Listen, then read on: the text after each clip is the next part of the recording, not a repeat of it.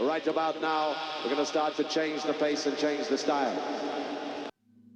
Last but not least, I'm going to make this part of my Truth Shall Set You Free, Volume 2, starring Carmelo Anthony, as last time we touched base on some of the confusion he has as to why he wasn't understanding his role on the last few teams that he was on, and just the much ever complicated history he has with us, kind of bringing New York basketball back, but at the same time, there was a lack of understanding on as far as the main goal, which was to win a championship, as a lot of decisions he made, unlike his peers like CP3, D Wade, LeBron James, they made sacrifices as far as the pay cut in order to put themselves in an advantageous position to win a championship. So this will be The Truth Shall Set You Free, Volume 2. And the truth shall set you free. And my, let's see what Carmelo Anthony had to say. Same thing happened, right? So we come here, you already, you have a lot of excitement in the city. You have, Raymond Felton is playing out of his mind. Amari Stoudemire is an all-star. Raymond was supposed to be an all-star. Like, it was, you have Gallinari is here. Like, you have pieces that's here, and it's a lot of excitement because of the fact that Amari signed to New York.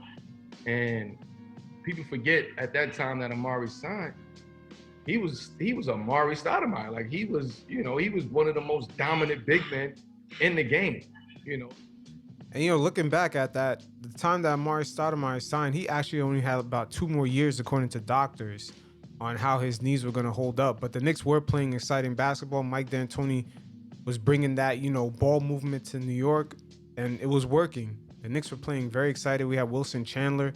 It was very exciting, but Melo coming into that fold will actually put a stop to that system.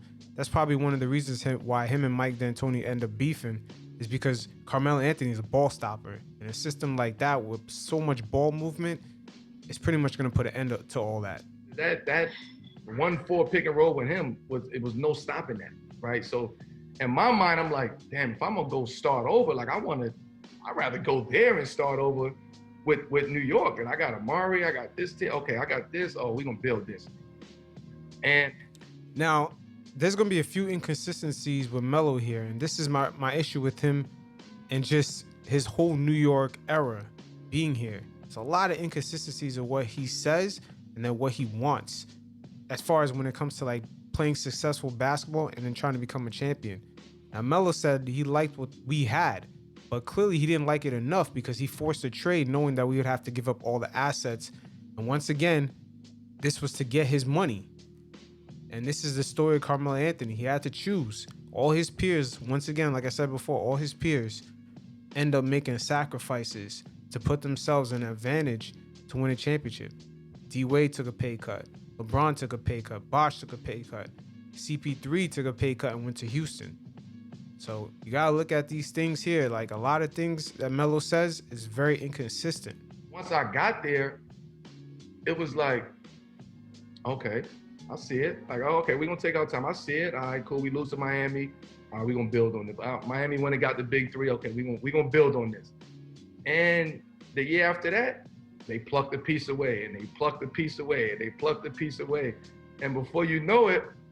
Well, Miami already had the big 3. Melo already knew this. Miami already had the big 3. And we still, Melo still forced that trade by threatening to go to Brooklyn. You guys keep that in mind.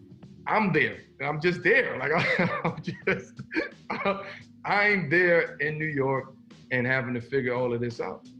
Well, he chose to stay. Remember that free agency period where he went to Chicago, he went to LA, he wanted to go on his little free agency tour? The Knicks had no pieces, no draft picks, no future draft picks. And I believe that was 2014 or 2015. And Melo signed that extension once again. That's going to be his downfall. It's just this guy's never taken that pay cut. He always chose the money. And now Melo's going to talk about how, he was just a lonely guy out there with Phil Jackson coming in trying to force the triangle down everyone's throat. It all happened when Phil got there, right? I mean, when I came, I think Donnie Walsh was here when I came. He's the one who facilitated all of that. And Glenn Grunwald was the GM. And with Glenn, it was like, And those two guys did their thing. I mean, sorry to stop it right there, but those two guys did their thing. And keep in mind, Steve Mills, out of nowhere, just let these guys go without even saying nothing. The same thing for Mike Woodson's coaching staff. After that 54-game win season, they were all fired. Nothing was said. No press run, nothing. And what we're gonna do, we're gonna build this, heal the pieces that we think we need. Like this is a 2-3 year plan, but we're gonna follow the plan. We're gonna build it. And they get rid of Glenn Grunwald, right? And Mike D'Antoni leaves, and it's just like things just started falling apart. But then it's like, okay. Once again, Melo means you force Mike D'Antoni out. See the inconsistencies there? Melo is very well media trained, but he has to be more well aware that, the fan base knows what's going on. I mean, this is not like the Laker fan base. I mean, the Knicks fan base is diehard. We know everything. D'Antoni leaves. Okay, Mike Woodson takes over. Oh, now we are, he coming off of Atlanta. Atlanta was playing good those years with him. His offense was great. Okay, this is the offense that we really need, right? We start, we got the older cats now. J Kidd, Kmart, Kurt Thomas, Camby, Meta World Peace. Like we went and got Pablo Prigioni. Like that was our older crowd. That was our. Yeah, we had no choice but to go after those veterans because we really didn't have a lot of pieces. We got, they went out and spent their money on Tyson Chandler to use the amnesty clause on Billups for God knows what reason. I mean, the Knicks after that just pretty much didn't have any other moves. The guys, and then the middle of the pack was myself, Amari, JR, Tyson Chandler. Like that was the middle pack, and then the young guys was and Raymond, and then the young guys was Iman Shumpert. Like we went and got, we drafted Iman Shumpert. Chris Copeland was part of that. Steve Novak was part of. Like we had a good unit. When Phil came, it was like, I'm gonna do it the way that I want to do it, right? I gotta bring. Before he continues to get on to Phil Jackson, you look back at Melo's career when he had a veteran point guard like Chauncey Billups or Jason Kidd. That was the most successful that he had as far as bringing a team, deep into the playoffs or just going far. As far as being in New York, getting to second round with Jason Kidd and Rasheed Wallace and all that veteran leadership. And the same thing with Denver. They got far with Chauncey Billups after trading Allen Iverson away. I got to bring in the personnel in here to fit the system that I'm trying to run. This guy doesn't fit in the triangle. This guy doesn't fit in the triangle. I don't want these type of guys. So he started slowly picking the team apart and putting in his pieces that he felt would work in that triangle. But also, we was at a pivotal time in offense, right? And just in the game where it was going at. Because the triangle, it works. But now the game is getting faster. Guys are getting quicker. Guys are jumping out the gym. It's like, no, we can't slow it down when we got a fast break. Yeah, and that all falls on James Dolan right there. There's a lot of miscommunication right there. Now, I'm not sure if you guys remember that the fan base was going to have a strike in front of MSG.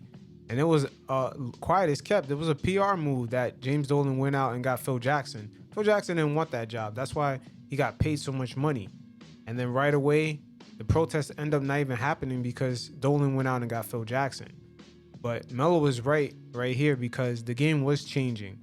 And that triangle offense, especially the way Phil wanted to run it, was kind of dinosaur. You could look at the Golden State Warriors. They kind of ran a version of a triangle offense, but it was more updated. But this kind of left Melo in a weird position, especially a ball stopper like Melo. Triangle offense is not what they needed, and Phil Jackson did a poor job of just adapting to their personnel. Play in the two-guard front, and we got Derrick Rose and Raymond Felton, and like you can't do that. You can't put Derrick Rose up there in the two-guard front. That's just not his game. Like we need D Rose up and down the court. We go get Joe Kim because again we started slowing the game down, and that's where you see guys wasn't comfortable in that situation. Damn, Joe Kim got paid, boy. Ooh, he got that free 4-year money, and he went to high school down in NYC too, man. He went to 2 high schools down here. I think got suspended from one of them, but he's an NYC guy. and I was one of them. But because I wasn't comfortable in it, I decided to give it a chance. Like, damn, let me figure this out. Like, let me really learn the triangle. Let me study the triangle. Let me get it to a point where, Phil, you got to come to me and say, yo, you manipulating my triangle. Like I wanted to become the student of it. And I got, I was talking to Kobe all the time just about the triangle and just how to do things. I would call MJ and just get little pointers on him on how to play the triangle. But it was very hard because it wasn't hard to learn it.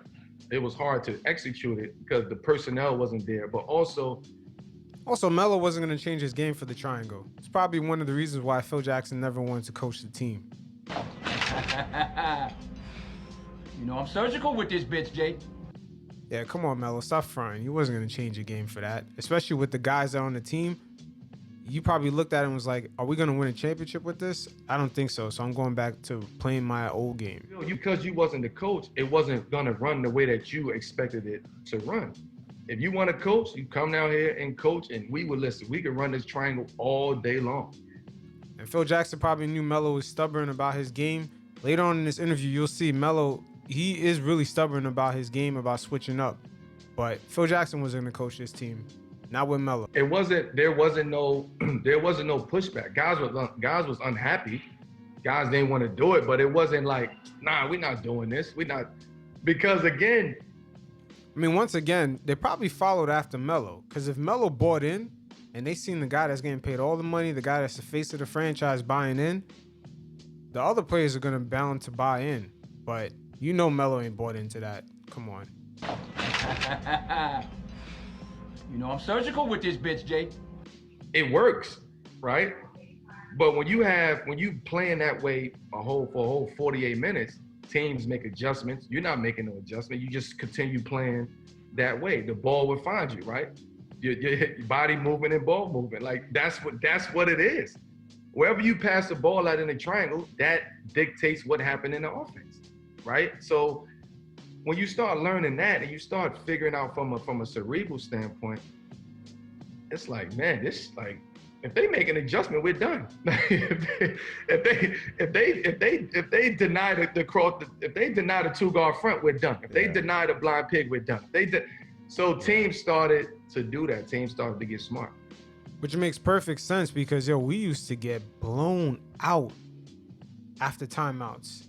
It used to be a joke. After a timeout, we used to get owned every single time. It makes complete sense now. But Melo, I got to give him props because there was a season where he did make major adjustments. I think he averaged less than 20. Well, he was still hitting 20 a game, but he just wasn't hitting like that 25. But there was a lot of games where he's getting 15 points a game, like 6 assists, and Knicks were winning games. Like he was changing his game slowly. It was easy. So, and I studied the triangle all day, every day, like to the point where it's like, there was nothing in the triangle that I didn't know. I used to go sit. The couple times I sat with Phil, I used to go sit with him and tell him about the triangle. Yeah, but all that didn't matter because, like you said, none of it was executed. And he would be like, "Man, I'm impressed." Like he was super impressed in the way that I was able to articulate what I knew about the triangle and break it down. And believe it or not, he taught me how to manipulate the triangle. Phil did that. He taught me how to manipulate the triangle because, again, to your point, Jay, wherever you pass the ball, that dictates everything. So guys are in positions that they normally won't be in.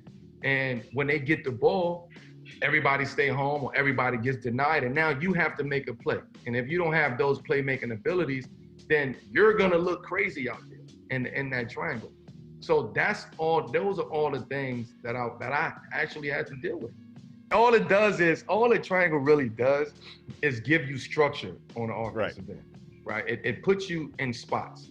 And once you're in those spots, you can play out of that. You can do whatever you want to do.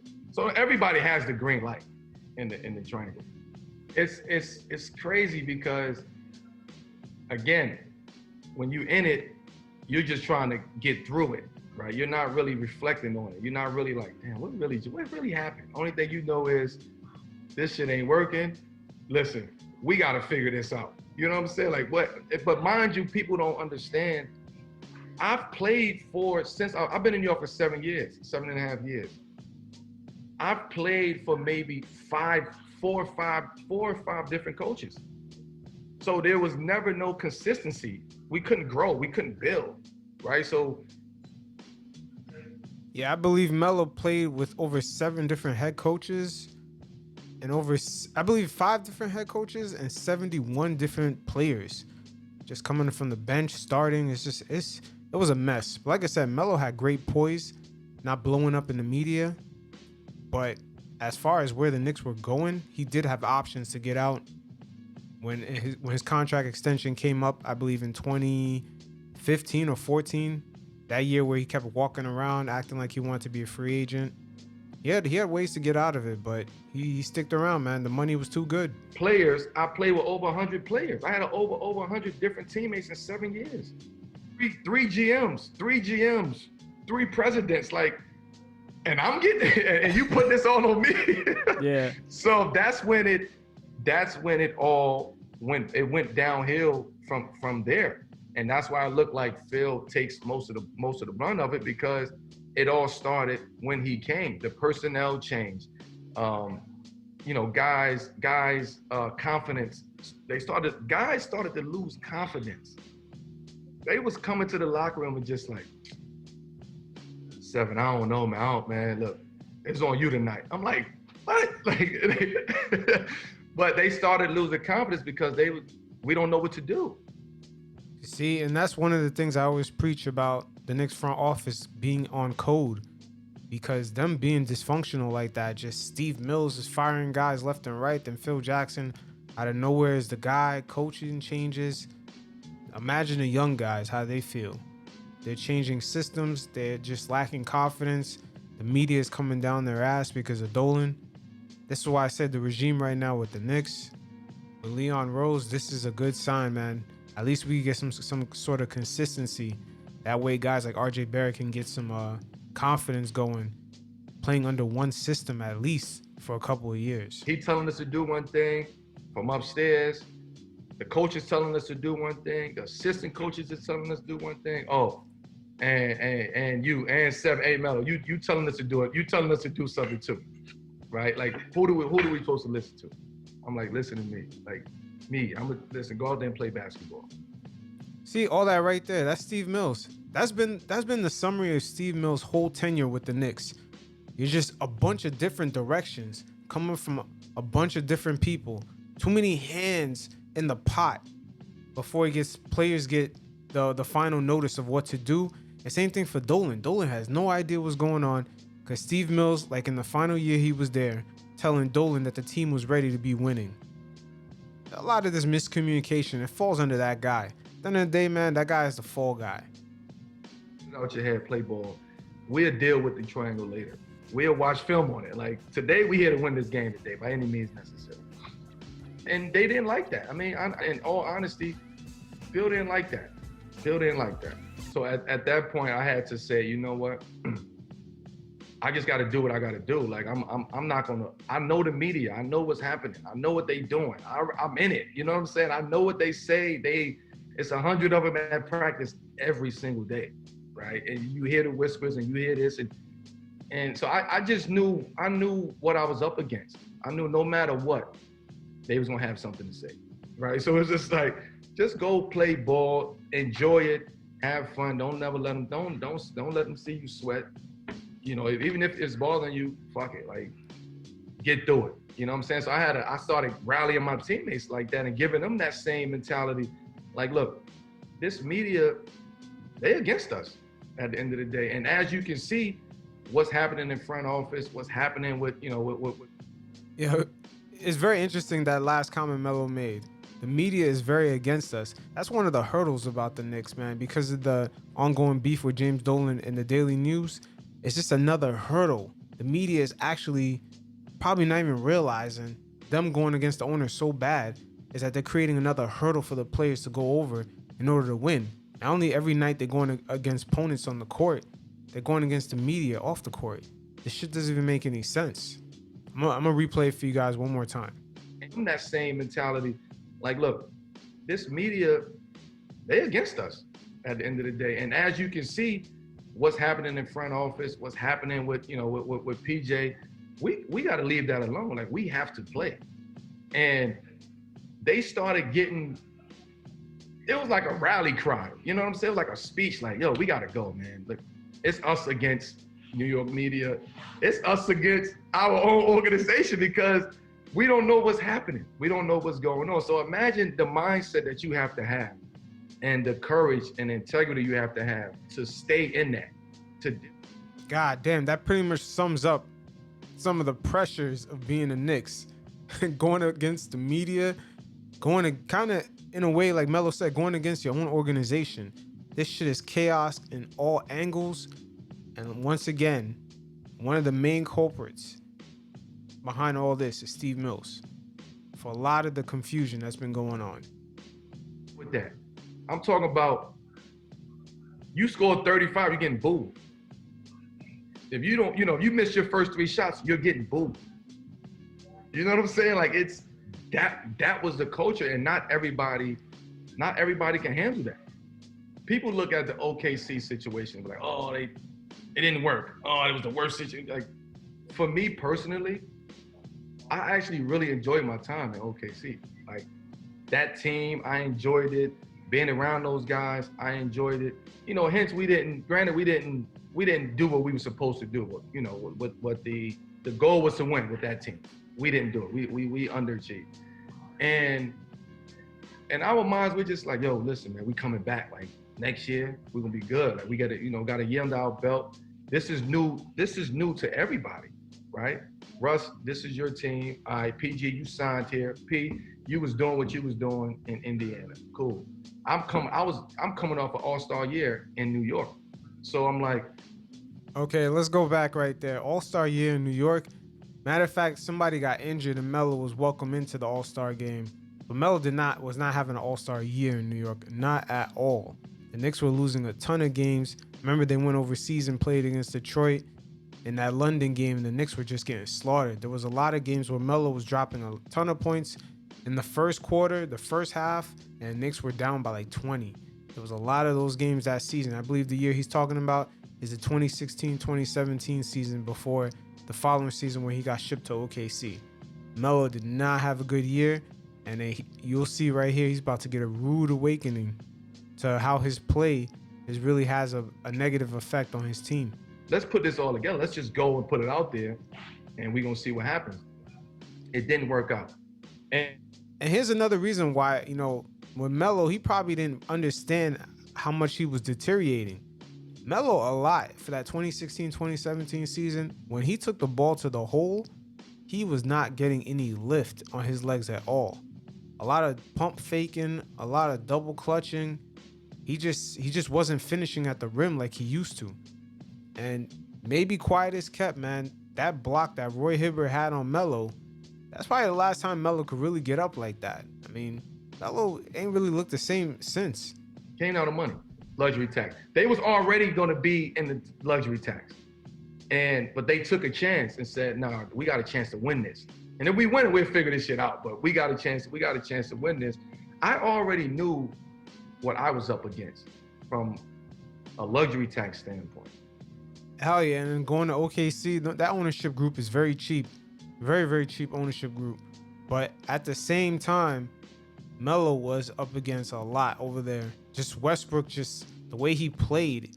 He's like a more athletic Melo in his prime. Just the way he plays, you can't win like that at all. And then just having Paul George, we all see from the 2020 bubble how Paul George's mentality is like during the playoffs. He's not playoff P at all. And just having Melo in that mix, we all know Melo was going to opt in after that, thus putting the OKC management in a predicament, because you know they didn't want to go over that luxury tax. Just everything spelled to be ugly over there at OKC. And then that coach that they had, that coach does not like handle his superstars really well. I don't know if he's scared to coach his superstars, to tell Westbrook like, yo, what you doing is not going to work. He just seemed like he was too shook of Westbrook. That team was never going anywhere. You know, I knew I was going to have to figure out what was going to, because I think I was old 27 or 28 that year.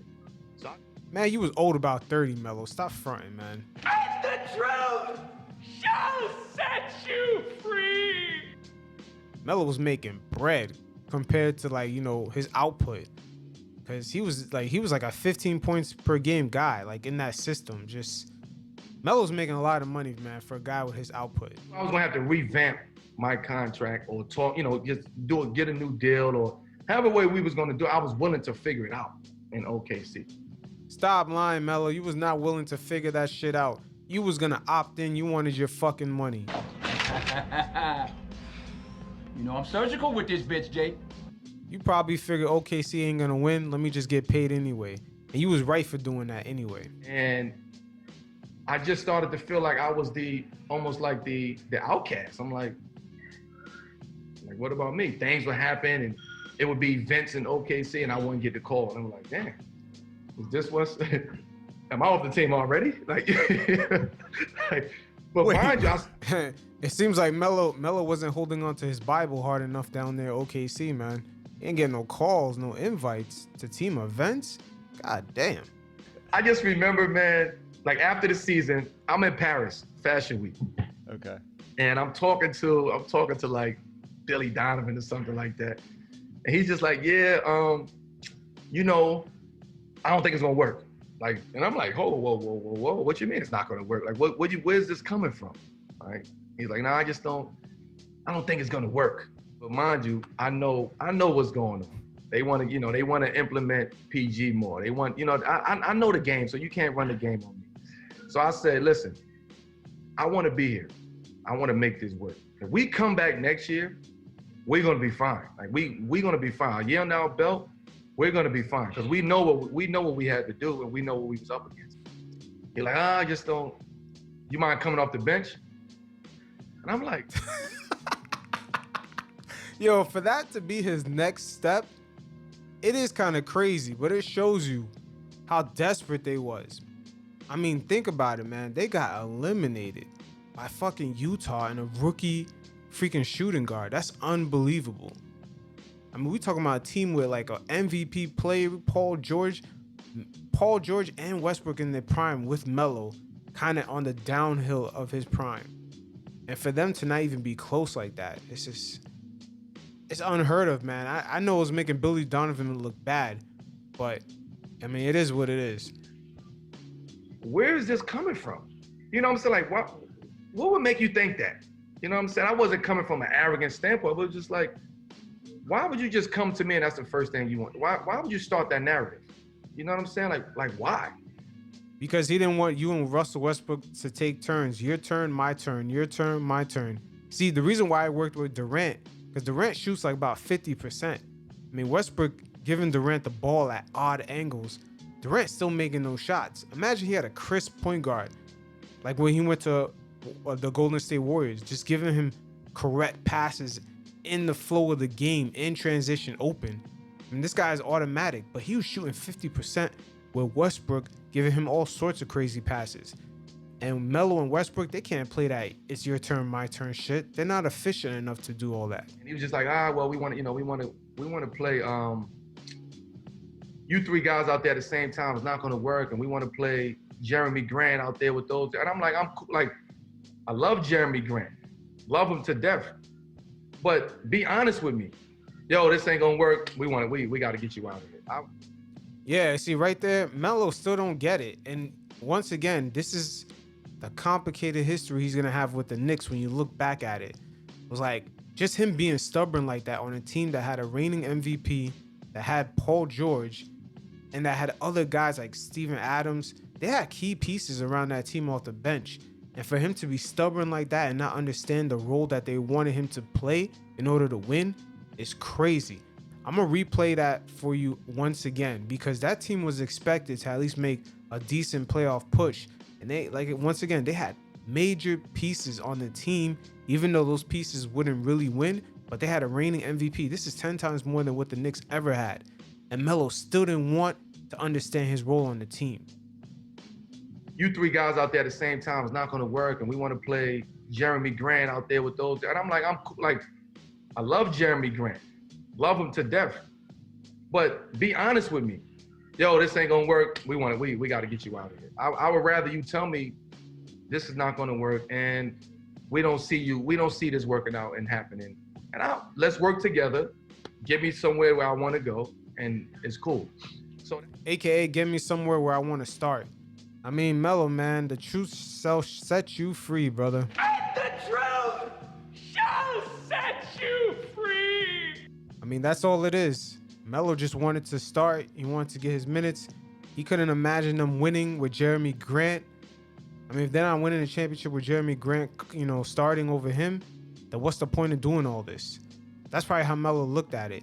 And if Melo's being that stubborn on a team that got pieces, way better pieces than we ever had on the Knicks, that means we had no shot ever to go to at least even attempt to win a championship with Melo. And this is probably one of the reasons why Phil Jackson just didn't want to come down, from the little skybox seats and coach the Knicks at all, because he knew Melo was stubborn. That didn't happen. I get the call in Paris, and he's like, "It's not gonna happen. It's not. I'm sorry. We got to figure this out. I think you need to start looking elsewhere." And I felt like so like belittled. Like, damn, like, is it me? Like, am I doing something wrong? Did I just do something wrong? Because Melo had no idea. For him to call his 2016-2017 season an all-star season is crazy. The Knicks were losing against bad teams by like 20, with Melo scoring at least 20 points plus. But anytime he had those games where he had 15 points a game, 6-7 assists, the Knicks were winning those games. And you guys could check back and look at that season. Those were the seasons where Melo began to change his game and involve the teammates more. The Knicks were winning those games where Melo just had 15 points. The crowd was lit. MSG was looking good, and the fans were happy. The Knicks were playing a lot better brand of basketball. With games that Melo had 22 to 25 points, the Knicks were getting blown out. One who really, really sacrificed on that team. You understand? And I was with it. I went to the coach and told him, let me know what you need me to do. I'm willing to do it to help the team work. And nobody's gonna talk about that part of it, but that's for another day. And then I leave, and it was an event in OKC that summer. And people hit me like, you in OKC? I'm like, nah, I'm not. Like, what's happening? Am I supposed to be there? Like, yeah, the whole team is here. I ain't know if the whole team is here. And I'm like, word. Hit Russ, yo, you in OKC? Hit PG, yo, he's like, yeah, we out here, man. Where you at? You supposed to be here. Like, I ain't never get the call about no get together. So, AKA the ownership don't want to pay this guy, man. I mean, that's them just saying they don't want to pay for him. But at the end of the day, they understood like what he was giving them. It didn't make sense to even go over the luxury tax. My time at OKC, it wasn't bad. Like I'm not gonna sit here and say it was bad. I actually No, it was bad. It was bad, Melo. Come on, man. I'm surgical with this bitch, Jay. It was bad, man. You did not want to come off the bench. You were missing a lot of open jump shots nonstop. I mean, you guys were just losing against bad teams. It was real awkward, man. That first round exit in the playoffs, it just wasn't a good look at all. It was bad. Great time at OKC. I wish OKC would have worked out, honestly. But then I get to Houston, and when I get to Houston, now I really feel like an outcast. But that's because he still didn't understand his role and what they wanted him to do. Remember, Melo was taking a lot of mid-range shots, posting up, stopping ball movement. The game had evolved already. There was a bunch of threes, particularly in the conference he was in. There was a bunch of threes, a bunch of, ball movement, guys scoring quick. Melo was just playing this old school, just trying to go in the lane, pump fake 100 million times, get blocked, and then missing open jump shots, taking long mid-ranges and just missing all of them. It just wasn't efficient at all. Him shooting about 40% like he did for most of his career, those days of just playing hero ball, it was ending. I got CP there. It's like, oh, cool. Okay, cool. Like, my brother's there. We can work this out. PJ and James, and we gonna work this out. I am the piece that team needs. But that wasn't their thinking. They thought that they wanted me to come in and be A spot up shooter. They wanted you to come in there and be a spot up shooter. That's what they do. You had to come in and fit into the system. They didn't care what you did all those years before. And you would think with Mike D'Antoni, him beefing with Mike D'Antoni in New York, he would go down there after not getting a job and be on his best behavior. But this guy still didn't get it. And that's what I mean when I say the Knicks gonna have a very complicated history with Melo, when you realize, wow, he went to another team with a reigning MVP in James Harden, and he still didn't want to understand his role. Well, we had nothing like that on our squad. So if we actually had a better way of winning and we presented it to Melo, Melo was not gonna bow down to that unless it was a guaranteed championship or something. I don't want to throw no names out, but they wanted me to be a spot up corner shooter. Like, you know what I'm saying? And that's exactly what he ended up doing when he went to Portland. This shit is unfucking believable, man. This guy still don't understand. Like, run to the corner, spot up, and that's it. And it didn't work at all. It didn't. No, nigga, it didn't work for you. Fuck, man. At all. And I used to tell them, like, look, yo, throw me a bone. Like, I'm going to them like, yo, throw me a bone. Yo, just on a switch, throw it in there. Like, I need that feel. I need that touch. You know, I'm a rhythm player. Like, I can't. Everything is I need that. You see, this is a story Melo. Everything is about him. Everything is about him. I need that. But basketball is a team sport. And like I said, the Knicks actually had no chance of going far with this guy. He just never understood that. It was like, we understand what you like, but doesn't mean it's good for the squad in order for us to be successful. This is one of the major downfalls of Melo. I mean, he had great poise being in New York, handling the media, especially when the Knicks being stupid in the front office.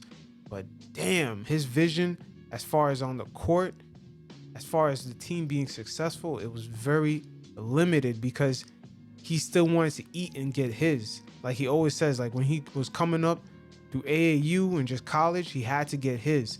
And he carried that mindset while being in the league. First of all, I can't come off the bench and then shoot three threes in a row. Like I just can't, I can't do that. Man, I went from New York, All-Star, leave to go to OKC. No, once again, he was not an all-star. He did not get voted in. It's crazy that season, 2016-2017, for you to have a whole New York City tri-state area, plus all the Knicks fans throughout the states, to not vote you in. It says a lot. It's not like you play for like the Miami Heat or just, you know, another team that's sort of viewed as a big market but not really as one. You're playing for the New York Knicks and you're Carmelo Anthony, you're a big name. And for the city overall, with all those people, 8 million people plus, to not vote you in that year, you had to get in because someone got hurt. That shit says a lot. You are not playing at an all-star level. This is what I mean by Melo. His vision, I don't know who's gassing his head up, who's around him, but they're not telling him the truth. Which is, before I even got to OKC, before it happened, I already had in my mind, I'm willing, anywhere I go, I'm gonna sacrifice. Because now I wanna win. So anyway. But in his mind, his sacrifice could be very little. It could just mean, oh, instead of taking 20 shots a game, I'll take 12 to 14. That could be his version of sacrifice. I'm gonna have to sacrifice. I'm not gonna be the first option anymore. I can go to a team and be the first. I can just stay in New York and be the first option. Now I want to win. What's my options? Where I'm gonna go? Okay, OKC pulled the trigger the 25th hour. You know what I'm saying? Like they pulled the trigger at the very last minute, right before media day. So now they already got their system that they already implemented throughout the whole summer. So now I'm coming in media day and it's like, damn, yo, we got Melo here too. Well, now we gotta figure the system out. Who don't get? I don't think OKC planned on figuring out any system. I think they pretty much had their system. They was hoping that Melo was gonna adapt to it. Touches. What offense we gonna run? Because you already implemented an offense that was basically for you. I mean for Russ and PG. I had nothing to do with that offense. But when I come, it's like, holy shit. Okay, this is too much firepower. How are we gonna make this work? So I think that's why we got up to a slow start. When I get to Houston, the basketball part of it is like, at this time, I'm like, I know this is another sacrifice. But now I'm sacrificed for the greater good now. Like I'm willing to sell my soul to go win. And this is what I'm thinking. No, you was willing to sell your soul to be on a squad. Because him getting on Houston was the first sign that, yo, nobody was interested. Houston hit him up on some last minute shit. Nobody was interested. And that's why he was willing to sell his soul. But after Houston was, end up dropping him after the first, I believe, 10 games, and they end up playing better afterwards, that's when Melo hit rock bottom. And when I get there, I honestly didn't feel like I was a part of Houston at all. So from a basketball standpoint, to your question, I had to isolate myself to really lock in from a basketball standpoint, right? In the gym more. The gym was people say the gym was a sanctuary. That year was really my sanctuary. John Lucas in the gym with me before practice, after practice, before shoot around, after games, before, like, it was, the work ethic was different, but I know I needed that for my own basketball psyche. Because I was already starting to doubt myself, like, damn, like, is this who I am now? See, once again, Melo's still focused on him. He's still focused on the fact that they wanted other bench players to kind of get reps before he did, or just him not starting. That shit is still stuck on his fucking head, and he doesn't realize, yo, we need this for the squad to be where they want to be at.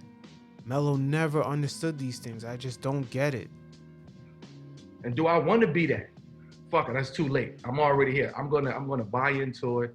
Oh, Melo, you gotta come off the bench. Word? Like, I was like, why is that? Where did the narrative come from? Okay, now Melo's probably looking at it at Houston's bench. You got guys like, House, guys like, Gordon, guys that Melo, from a name standpoint, you could tell is definitely better than. But it's all about the fit. Melo didn't have reps with these guys. They ran a different system. Melo should have just accepted it. This is where he's at in his career, and just the ego, just everything is I. And he forgot, man, this is Mike D'Antoni he's playing for, the guy that he forced out of New York. And I just think Melo couldn't get over the fact that, in my opinion, the Houston Rockets were asking him to be at least a third or fourth guy off the bench. This shit must have killed him. It never was, I'm not doing it. Never was that. And honestly, knowing whatever past history I've had with Mike D'Antoni, I went to him, Mike, I need you to be honest with me. Tell me my role. Like, we ain't gonna do what we did in New York. You know what I'm saying? Like, we're not having that. I grew, you grew, we both matured. No, Mike D'Antoni didn't fucking grow, man. Come on, Melo. Mike D'Antoni's like 70 years old already. You mean you kind of grew, but you still don't understand your role, and they already told you your role. It's just they're waiting for you to accept it. Tell me my role on this team, what you need, right? And I need you to be you. You know what I'm saying? I need you to bring what you bring. So in my mind, I'm like, oh, okay, cool. First of all, Mike D'Antoni, he does not argue with his players. That's one of the reasons why I would say he's not a championship coach. He does not argue with his players at all. And if you remember when he was on the Knicks, no matter how dramatic shit got, no matter how bad things got, Mike D'Antoni never yelled, man. He just kept saying, let's go, let's go, let's go. We all know this shit. You know what I'm saying? And then we, preseason it happening, it's like, damn, I'm like, we playing. Okay, this is why I came here. But then it was like first game, it never was communicated to me that I was coming off the bench. Now I don't want to make it seem like I was against it. I wanted that up front. Because let me get my mental right. I never came off the bench ever in my life. Yeah, but that's not Houston's problem. That's a you problem. They're after a championship. That team was contending against the Warriors to try to get to the conference finals, man. This team is where they need to be at. They have the reigning MVP. They have certain key pieces in place, man. You just come in as like sort of, no offense to Melo, he came in as like another kind of pawn piece. He just wasn't like a main piece to this team. They ran a 3 and just basically a layup team. They just took layups, shot threes, and barely played any defense, which you figured that would kind of help Melo out, but not even. I mean, it is what it is. Ever. So, 15 years, and then now come off the bench. Do you know the pride and the ego blow that had on me? I'm like, see, once again, everything is about my pride, my ego, oh, my mental, oh, everything me, oh my God, my heart, oh, how you gonna make me come off the bench? I was the bench, oh my God, there used to be bums coming off the bench. You know how this is how Melo think. This is everything is kind of blowing his high right now, but everything is about him. It's like, yo, we already reached the conference finals without you. We just came in and added you as a piece. You gonna help out or not? Come on, Melo, man. Try to understand. And it's crazy how Melo keeps joining these teams with reigning MVPs, teams that already got other key pieces in place, even off the bench. The Knicks had nothing like that. They had Melo as a leader. And the reality is, and I just hate to say it, my fellow Knicks fans, we had no shot of winning a chip with this guy.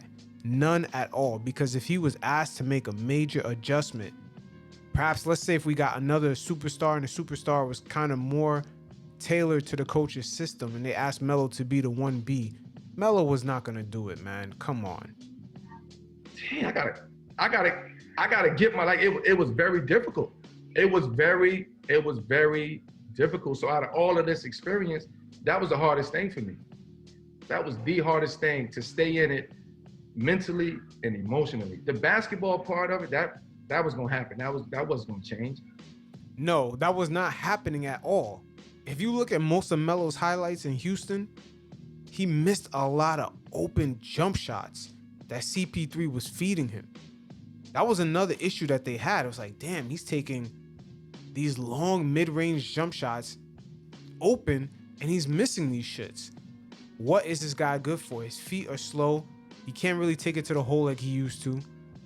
What is he really good for? We might as well have guys like House, Gordon come off the bench and do their thing. They actually fit into the system a lot better. But the mental part and emotional part was the hardest part that I had to deal with. And by the time that they let me go in Houston, which was only after 9 games, that's when I was just starting to accept my role. You know, I was just getting comfortable and accepting my role. Like, I'm coming off the bench. Let me try to make this fun. You know what I'm saying? Damn, that's crazy. This guy, it took him that long to even he started making fun of it, but, you know, kind of poking fun of it. Oh, let me make this fun. But damn, it's just like, they're all looking at him like, yo, he was in denial, man. I think Melo hit his first athletic death, man, as an athlete, you know, just, yo, you're not what you used to be and everyone sees it but you, and we're going to have to let you figure that out on your own. It's very unfortunate, but I feel like Melo's athletic prime death actually came very public in front of everybody. It was just like, wow, like he's the last person to really accept it. Let me make this fun. Let me go ride the bike before the game. Let me get the crowd into it. Let me wave the towel for the first couple minutes of the game. I had to start psyching myself out to try to get myself going and prepared for coming off the bench. So call my number, Melo, come on, let's go.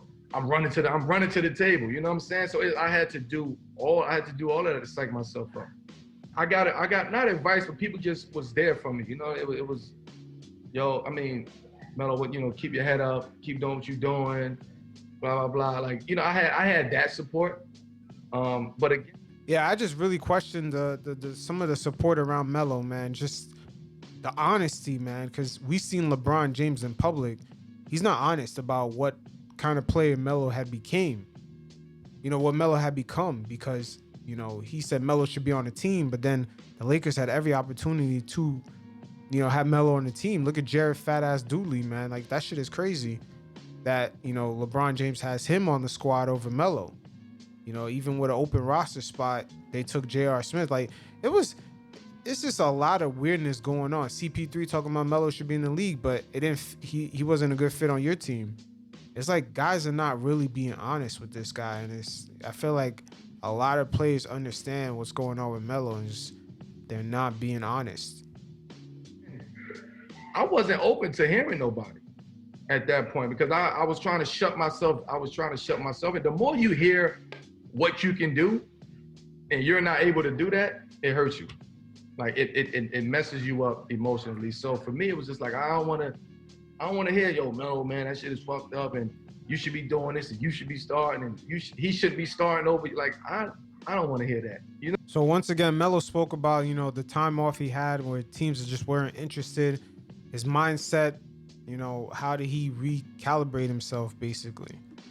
It was honestly, that year was like, I went from being like super emotional, like questioning myself, second guessing myself, like, damn, do I still got it? Like, do I still want to do this? Is this a sign for me to get away from the game? Is this my calling to be out? Like, I started thinking that. And it took me about 8 months to like get out of that. To get out of that. And the only reason I was able to get out of that funk was like,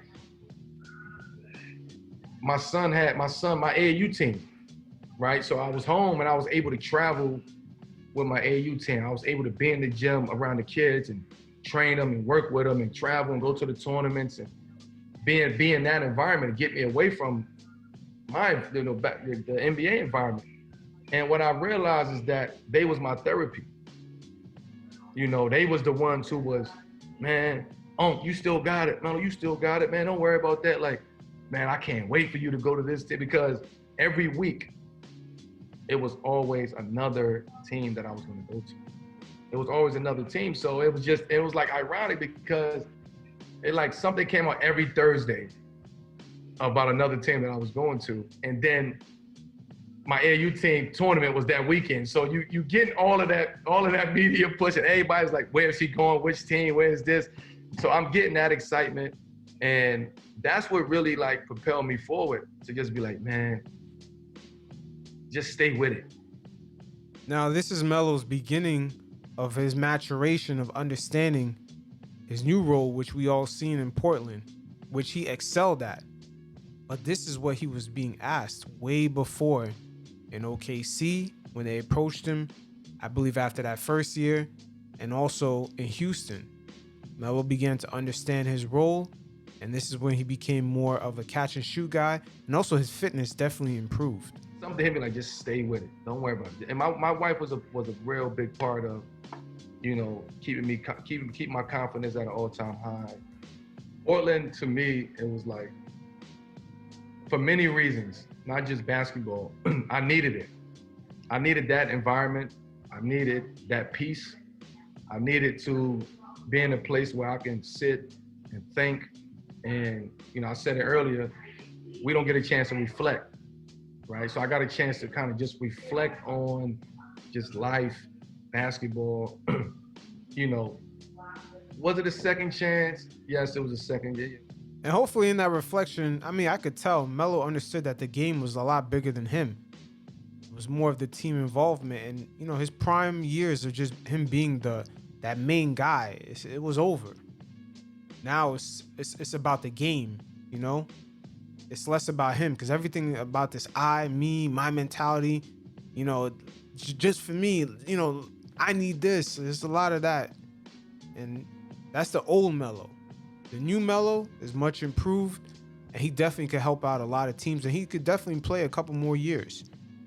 Definitely what we saw in Portland, he's finally understanding his role and being that catch and shoot guy that they've been asking him to be the last 3 years. Yes, it was a second chance, but for me, it was more like they taking a chance on me, and I have to be there for them, right? They call me, we want you, and I was like, you want me or you need me? You know what I'm saying? Like, which one is it? And they were just like, we really need you. Like, so yeah, they definitely really needed Melo, but because on the low, man, these two guys, man, Dame and CJ, they're kind of fans of Melo, low key, but I mean, it was definitely a weird sign, and Portland was struggling all season long, and even after they got Melo, they were about I believe 6-10. They were still struggling, but Melo, at the end of the day, man, he did provide a boost to that team that they needed, that third scoring option. So because they told me that they needed me, that made me like, this is where I need to be, because they need me. If they need you, they want you. But if they want you, they don't need you. It's a difference. You know what I'm saying? So it's a big difference. So I'm like, this is it. Terry, give me, what's my role? You understand? Like I need to know my role before I come in there. And he laid it all the way out. You come in here ready to play. Are you in shape? Come in ready to play. Yeah, they needed Melo, man, because even Dame was injured when Melo first came back. They just needed everything that he can do. And this was actually a perfect fit for him, even though CJ and Dame were trying to get him on the team years ahead. But I believe Melo probably thought that they couldn't win. So what was the point? And nobody was seeing me, right? So nobody knew if I was training, working out. Nobody knew. So when I go to Portland, it's like, oh, you in shape. Like what you been doing? And I'm like, I gotta stay in shape. My mental, I gotta stay active. My body, I'm getting older. We gotta take care of our body. So that was the most important thing to me. So all of this goes down the week prior to when we come to New Orleans. And I'm just like, they like, yo, this is Thursday or Wednesday. Could you meet us in San Antonio on Friday? And I say, look, there's no way in hell I'm gonna meet you in San Antonio and play when I've been on the couch for a year. Like it ain't, that's not happening. I said, get me through the weekend. I need to get my family. I need to do I gave myself a own mini camp. Yeah. I did 3 days, 2-a-days. And that was my mini camp. And then I met them in New Orleans. I've always respected him, always. He was one guy I've always respected as a player, but as a person. Even though I didn't know him, even before I always respected him. He was an honest, truthful guy, humble guy, loyal. Yeah, Dame is definitely a fan of Melo right here. You know, they definitely wanted Melo on the squad years before when they were trying to chase down Stephen Curry. But even though they didn't get Melo, man, those guys still grinded, putting themselves in great position, you know, taking advantage of teams with certain injuries or just certain scenarios to get to that conference finals. He's very loyal. And even prior to me going this year, we've always had conversations. Yo, man, come to Portland. You know, it's like we always had dialogue. This is the place you need to be. Now, I remember earlier when I was talking about Melo's free agency year in New York, I believe around 2014, when he was going around, Portland was one of those stops. And Dame and CJ, I believe Melo even paid him no mind. He didn't even stop there. But Portland was definitely an option. They were trying to get Melo because they just lost, I believe, LaMarcus Aldridge. He went to the San Antonio Spurs around that time. So Portland freed up some money. And, you know, CJ was on the come up, but Melo had a chance to go there, and he didn't pay them no mind because obviously he thought that they couldn't really, you know, make a deep run. He didn't see the reason why he should take a pay cut and sign with a new team. Once again, Melo's always chosen the money. That's pretty much going to be the downfall of his career. All his peers, LeBron, D. Wade, Chris Paul, they all took pay cuts to put themselves in a better position to make deep playoff runs, to make to try to get a championship here. He was like my biggest supporter. I need you here. Come to Portland. We want you. Man, this is where you need to be. You need to be over here with us. And for the past couple years, Portland was always that team like, yo, what's up with Portland? I'm like, you gonna get it done? Can they get it done? Don't come to me unless they can get it done. I don't want to hear about Portland. Like, that was my mentality. You know what I'm saying? Because I didn't want to put them there and then nothing happened and leading them on. So I was like, unless they're gonna pull a trigger right now, then it's not gonna happen. But you know, they wasn't trying to, you know, get rid of some pieces that they had. You know, the business of basketball starts to come into play. The politics start to come into play. Once again, Melo's bullshitting. He had a chance to go there. I mean, once again, Melo, come on, man. The truth shall set you free, brother. And the truth shall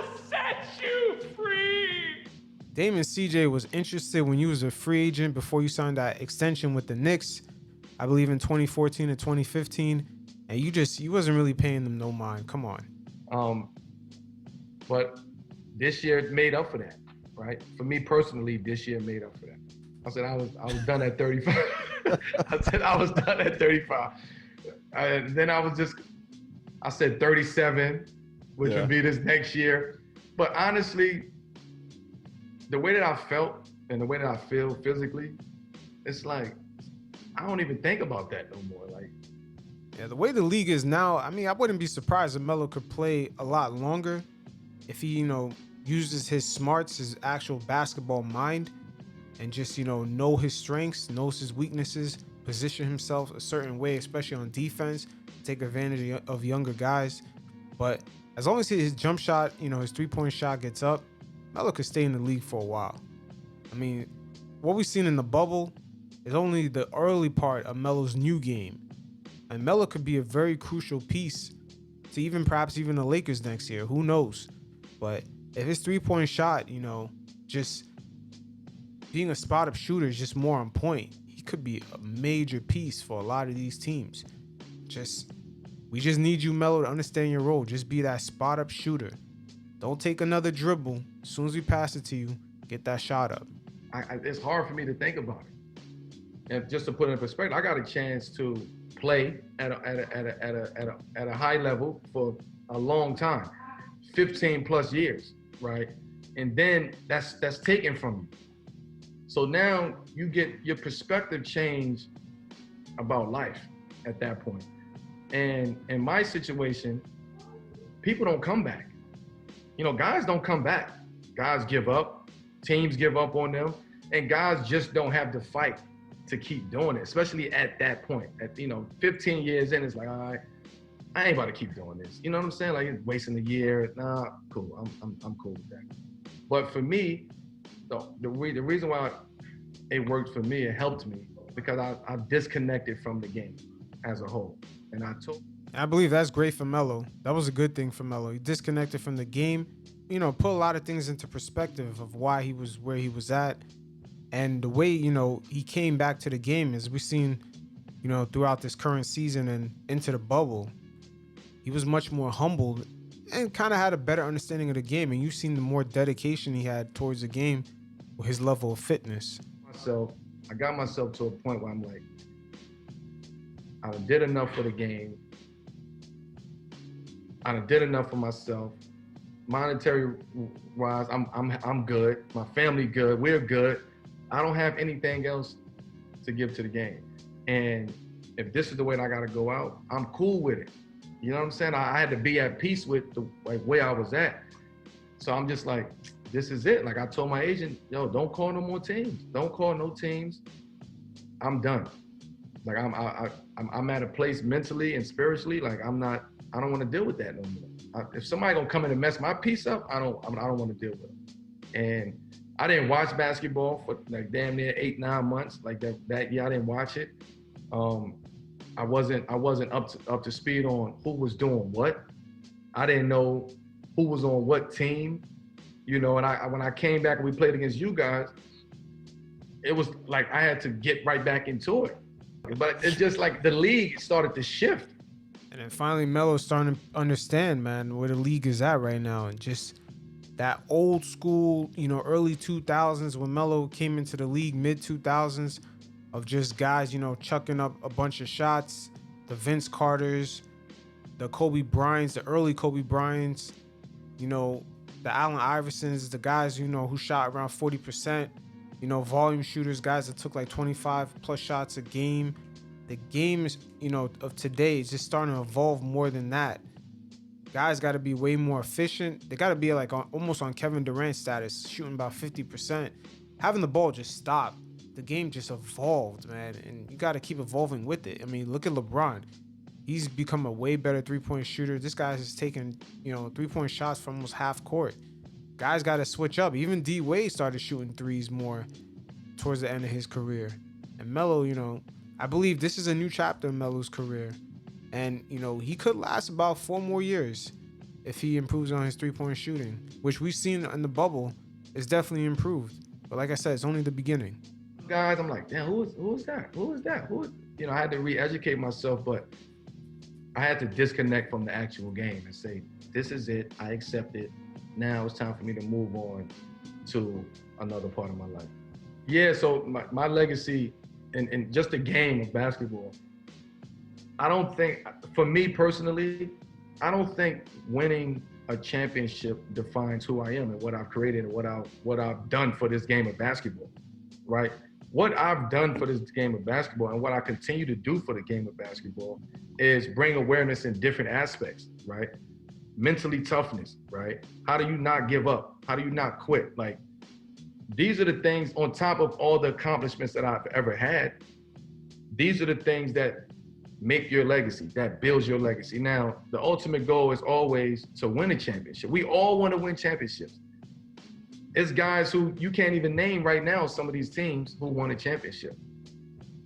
That doesn't mean anything, right? They're still going to be who they are. For me, that would validate my legacy from a basketball standpoint, a championship. But if I don't get it, am I angry? Am I sad? No, I'm not. I'm just not, because I know how hard I work night in and night out to get to that goal. And I just can't. As of right now, I wasn't fortunate enough to do it. Because a lot of things have to go well. Teams where it's like, yo, they're going to win it. And it don't go right. You know what I'm saying? It's like, these are the things that people don't take into consideration. Everything got to go right to win a championship from top to bottom. Owners, front office execs, training staff, the helpers that's working, the players, the coaches, the water boy, like everything has to go accordingly to win a championship. And Melo's right about that. Everything does have to go accordingly, but also it falls on you. The guy that wants to be the main guy, the star, the captain, he has to understand his role. He has to understand what to do, what's best for the team. And he has to kind of have a more micro perspective on what's going on around the league, the trends. I mean, LeBron James is a perfect example of it. A player that knows, like, what guys, that could fit around him, the trends that's going around the league. You see Stephen Curry shooting threes, a lot of guys shooting threes. He's improving his jump shot. He's willing to take a pay cut. These are a lot of things that Melo throughout his career has shown, like, he doesn't have a real understanding of, but over time he started to understand, but it was a little bit too late as far as him being in that leadership position. But now he's kind of understanding his role a little bit better. And I believe this is a new chapter for Melo, and it could last about 3 to 4 more years. Like I said, Melo improves on his jump shot. Could be around the league for a long, long time. But Melo, man, just, the truth shall set you free, brother. And it seems like he's finally starting to realize the truth about himself, and he's starting to accept it. And the truth shall set you free. Yeah, and the truth shall set you free. It is what it is. Like I said, Melo has a very complicated history as far as, with the Knicks, because at the end of the day, we're going to look back. He definitely did bring basketball back to New York City, but at the same time, there was going to be a glass ceiling, because Melo at the time, I'm not sure because the way he came up in the league or through AAU or even through college, but he kind of brought a, let me get mine attitude throughout his whole career, as far as him getting his contracts, getting his points, understanding systems, going back and forth with coaches like Mike D'Antoni, his earlier coaches in Denver. I mean, both his coaches, his rookie year and with George Karl. There's a lot of coaches he had fallen out with. Mike D'Antoni once again in Houston. That bum-ass coach out in OKC. But it is what it is. Melo, man, it's just forever complicated history with this guy. But definitely, it's nice redemption story, his story out in Portland. It is what it is. Until next time, y'all stay safe. Peace.